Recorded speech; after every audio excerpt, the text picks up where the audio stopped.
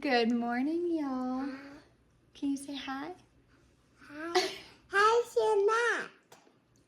You think they took a nap? Hopefully they feel refreshed. Good morning, you guys. Jill and June here. Welcome to the farm.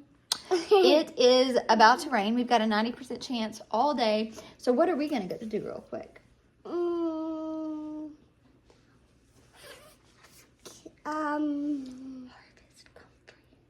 Harvest Comfrey. Yeah, we're going to go harvest some herbs real quick. Yeah, and can we go in the goat pen, please? Because I want to see the baby goats and I want to hold them. I can let and you... I want to see the bunny. I can let you go in the goat pen while I go harvest Comfrey. Do you want to do that? Yeah. Okay, I love you. Give me a kiss. All right, let's go put you. Don't come near me ever. Where are you going? See the bunny. To see the bunny? Okay, bye. So unfortunately the girls found a dead bunny yesterday and they buried it in a goat pen. So it's about to rain. I wanted to harvest some comfrey before the rain because yesterday I made some DIY herb drying racks. So I think you guys know I've been pretty into herbs for a while. When Nathan and I first got married, really all I did was herbal medicine, made everything myself. And then as we got into the busyness of life, I've fallen back to just buying a lot of stuff. And I'm tired of doing that. And so I have prioritized growing a lot of herbs this year. And when we go inside, I got all of our herbs back out of the basement and storage. And that's just something I want to prioritize more of because I do actually have quite a bit of knowledge when it comes to herbs. I am taking some herbal courses right now. I'm going to be sharing that with you guys pretty soon. But I did tell Nathan, I just really want to get back into the practice of herbs being the first thing I grab. And I just want to keep that skill up. I feel like I do go in these waves and seasons of life where it's dive head first and it's man, we're really busy. I need to kind of just take a break. But now I'm back in that season of diving head first because it is just so valuable. Knowing herbs, knowing what they're used for is just such a good resource. It's something that I'm really wanting to teach the kids. Oh, hi, little lizard. You see that lizard? The girls have been trying to catch that lizard for days. So over here, I have got comfrey. Comfrey is great because it spreads and comes back. So you guys, it started with this. This was pretty much the only plant that was here when we bought the farm. And then it has spread all the way over there. So these are actually the leaves I'm going to harvest. But the more you harvest, to my knowledge, the more it keeps coming back. And so we're going to harvest a good bit of this today. That way it'll just keep producing. You can see they do put off these flowers too. And so it looks like they're about to start flowering. I've got a few right up here as well. So comfrey is actually a really great herb. You're not supposed to ingest it to my knowledge, but a lot of people make healing salves out of it, which is what I plan on doing. And it's really good for sprained ankles, muscle cramps, broken bones, all sorts of stuff like that. I remember the first time I really believed in the power of comfrey was I was actually here when it was my friend Jess and Maya's house. And before we came, Nathan and I were moving a big piece of furniture, and the furniture, it dropped on my foot, on the very, very top arch of my foot. And by the time I got here, I couldn't even walk. I couldn't even walk up our stairs. Nathan had to carry me. I was in excruciating pain. I thought I might even have to go see someone because that's how bad it was. I was telling it to my friend, and she's like, I've got this healing salve. I'm going to put it all over you. So she goes and gets this healing salve. We put it all over my foot. And this is so wild. Anytime I tell this story to someone, I kind of get chills. It literally felt like all of my bones were being put back together.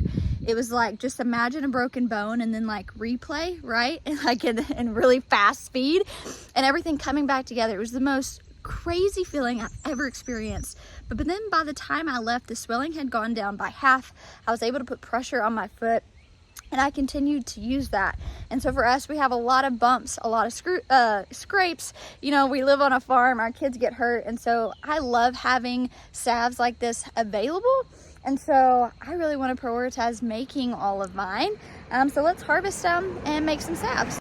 So the reason that the herb drying rack was kind of a priority, let me pop you guys back into my tripod here, is because with most herbs, you want to cut them, like tie them, and then hang them upside down where they get good air circulation. So my long-term plan is to make this little greenhouse in the cottage garden into my drying shed. Now, right now, it's too bright in there. You know, you really want to keep them in like a dark, cool place, really, because I've heard that it maintains more of their medicinal properties. And you know, if they're outside, if I dried them in this greenhouse, if there's any like essential oil in the herb itself, it'll draw all of that out. And so I don't think this would be a good option now because it doesn't get as much airflow as it really needs to, and it's just too bright. But I think that we could do some stuff to it to make it a really good drying shed, because I'm growing most of the herbs in here, and then we could just immediately harvest and hang them and then pull them in the winter. So we'll see. We'll just add that to the list of things. Nobody tell Nathan. That's a project I haven't quite mentioned to him yet. Right. We were flame weeding yesterday, I believe. We found a massive king snake. I recognize king snakes are good. We didn't kill it or anything like that. We just tried to shoo it out of the garden. But if you see me like looking like something's gonna get me, it's because I'm probably making sure there's no king snake coming to slither up on me. So one of the things I recommend when it comes to harvesting comfrey, that they say harvest at like cut diagonally. So just like that. It's not super ideal that it's growing in the crack here. So that's why I'm trying to harvest a lot of this first.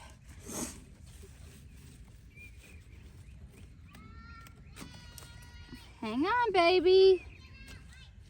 I'm coming. Give me just a second, okay?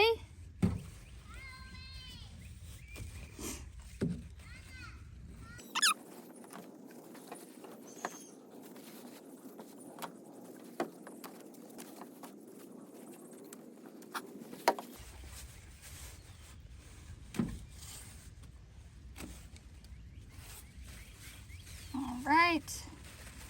So here we go. I'm probably gonna harvest a few more. I'll probably go ahead and harvest all of this one and this one, and probably some of this too. I'd rather harvest now while I know there's a lot instead of waiting.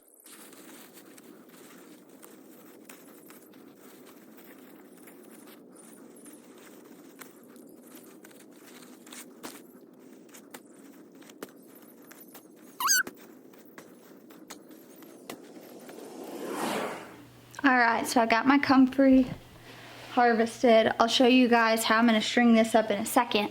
But I didn't wanna have to buy a harvesting rack because I knew I probably had enough stuff on hand to kind of make something.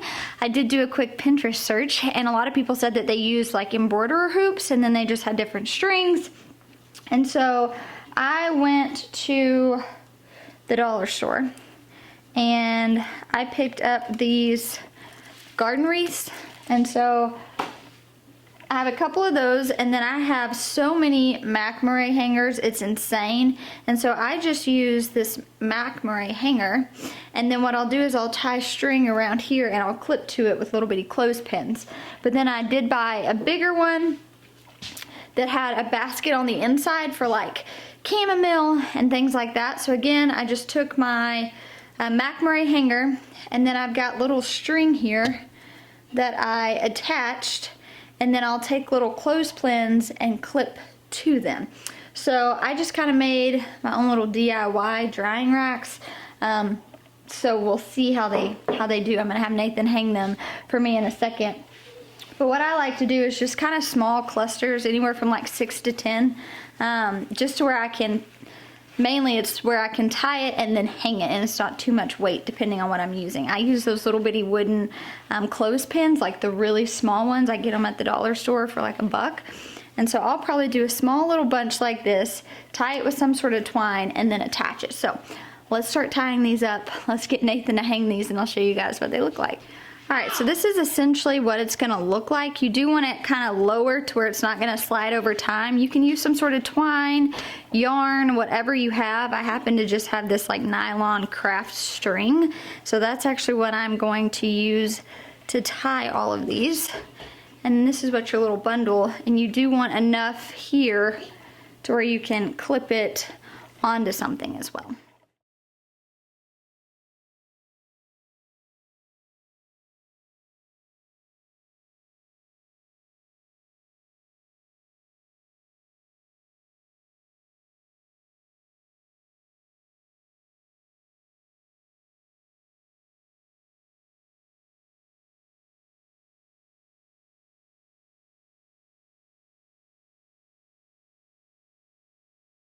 Alright, my lovely little honey is making all the strings that are hanging.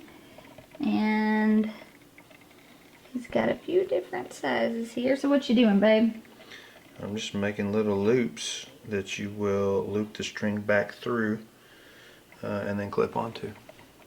I'm excited. So we hung one just kind of right here in the corner. So we just attached it at the top to kind of lower it. I think that's going to be great there in the corner. I'm excited. How excited are you that I'm like getting back into herbs? I'm excited that you're excited. Good answer. No, I'm so fascinated with herbs and herbal remedies, and so I'm excited. I am too. I'm excited to figure out, like, one of the things Nathan and I were talking about is we grow a lot of herbs and we have a lot of like basic herb knowledge. Where we struggle is knowing dosages specifically for kids. I'm not as much concerned about my intake. I actually have an entire book that tells me dosages for adults, but it's for kids, knowing what kids can ingest, what needs to be topically, and then the dosages. That's something I'm really excited to kind of dive into and learn more about. That way I can start incorporating them more in our kids as well.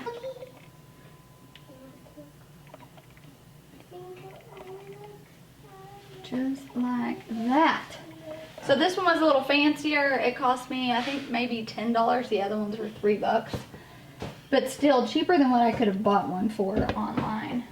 So he's just spacing them about every other one, and then I'll go through and just hang all the herbs on them. I won't touch my pad.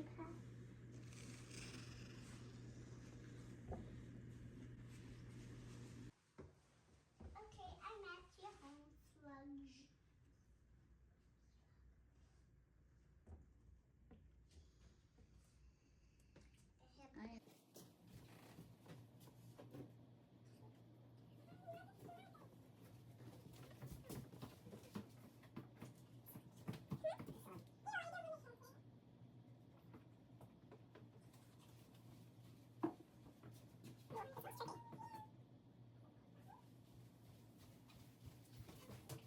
All right, here we have it. So I did do some at different levels. Overall, I'm feeling really pleased with this. And then the top, like I mentioned, I'll put like a cheesecloth and do like chamomile or calendula, and also be able to like utilize this. But here are those little bitty clips I was telling you guys about. I think each packet was like $1. So my number one DIY drying rack is done. All right, you guys, that's a wrap. Nathan is hanging the rest on our curtain rod. We don't do curtains. And so that's kind of perfect, and we'll just have them at different little intervals. But I think this is a really affordable option. You could go to a Michael's. I was looking at some of these drying racks, and they were $30 and upwards, and that was for something pretty basic. So I knew I probably had stuff here, or I could go to the dollar store and buy stuff pretty cheap. So if you're looking for a DIY herb drying rack, be resourceful, figure out what you guys have. But the way to use comfrey, like I mentioned, was drying it. And so once these comfrey leaves have dried, I will be making a healing salve, which I'll do a video on that and show you guys. I'm hoping to kind of show you more throughout the summer what I'm using these herbs for, whether that's tinctures, teas, salves, and different things like that as I'm continuing to learn more about each thing that I'm growing specifically here on the farm. But thank you all for hanging out with me today. I'll talk to you soon.